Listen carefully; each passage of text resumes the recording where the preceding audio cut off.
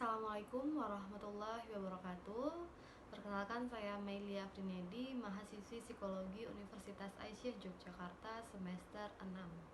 Di sini saya akan memberikan sedikit argumentasi dan analisis dalam mata kuliah Islam dan Iptek mengenai Islam, sains, dan perempuan dengan pendekatan bayani, burhani, dan irfani. Mengenai pertanyaan yang pertama, mengapa dalam catatan sejarah peran perempuan di ranah publik termarginalkan? Jika dilihat dari pendekatan bayani, pada zaman Yunani kuno abad keempat sebelum Masehi, perempuan ini menempati posisi marginal dan inferior. Hal ini terjadi karena perempuan dianggap sebagai makhluk yang tidak rasional.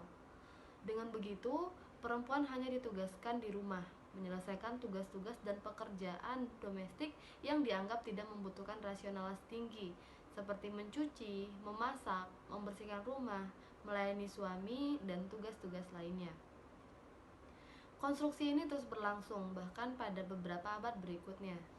Perempuan Eropa kuno juga mengalami nasib dan hal serupa yang diwariskan oleh tradisi leluhurnya. Sampai abad ke-18, perempuan Eropa tidak diperbolehkan untuk mendapat pendidikan ataupun sekolah. Tidak bisa mendapat upah yang sama dengan laki-laki, dilarang menentukan nasibnya sendiri, bahkan sampai pada kajian filsafat pun selalu didominasi oleh laki-laki. Tidak hanya budaya barat, hal seperti ini juga terjadi di Nusantara, salah satunya dalam budaya Jawa misalnya. Domestikasi perempuan dikonstruksi melalui berbagai instrumen budaya seperti penamaan, pranata sosial, konstruksi filosofis, dan lain-lain. Dalam pranata sosial masyarakat Jawa, wilayah perempuan hanya berada di 3R, yaitu dapur, sumur, dan kasur, atau 3M, yaitu masak, macak, dan manak. Domestikasi ini kemudian menjadikan perempuan harus mendalami berbagai keterampilan rumahan seperti memasak, menjahit, bersolek, berhias, membatik, mendidik anak, dan keterampilan lainnya. Dan perempuan yang tidak memiliki keterampilan sebagaimana yang disebutkan akan dicibir dan dianggap sebagai perempuan yang berkualitas rendah, terutama jika dalam hal keahlian memasak. Kemudian pertanyaan kedua, bagaimana pendapat Anda tentang peran perempuan di era kekinian, khususnya dalam mengembangkan sains? Dengan semakin adanya perkembangan zaman, juga semakin muncul gerakan-gerakan perempuan yang membawa perubahan. Dilihat dari pendekatan burhani, perkembangan gerakan perempuan ini juga diikuti emansipasi perempuan dalam pendidikan, politik, ekonomi, dan berbagai ranah publik lainnya. Meskipun saat ini jumlah perempuan mewakili hampir dari separuh penduduk bumi, beragam sumber menunjukkan bahwa perempuan belum mempunyai akses yang serupa dengan laki-laki atau setara.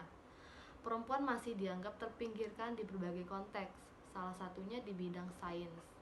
Dan hal ini didasarkan pada laporan European Technology Assessment Network atau ETAN pada tahun 2001 lalu, yaitu tercatat hanya kurang dari 7% ilmuwan perempuan yang meraih gelar profesor, 5% sebagai anggota akademis, dan sangat sedikit yang memegang jabatan pada tingkat yang lebih senior. Namun, terlepas dari beragam interpretasi yang muncul, perempuan di era saat ini masih terus berusaha dan mengembangkan diri di berbagai bidang, salah satunya sains. Setiap perempuan masih terus optimis dan berusaha mencapai kesetaraan gender dengan kaum laki-laki. Kemudian bagaimana caranya agar kaum perempuan dapat bersaing dengan kaum pria di ranah publik?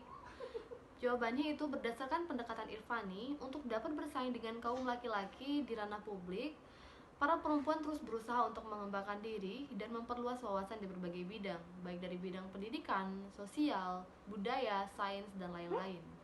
Perempuan terus menuntut ilmu dan pendidikan, memahami isu-isu dan mengembangkan ide serta gagasannya dalam rangka meningkatkan kualitas diri agar bisa bersaing dengan laki-laki.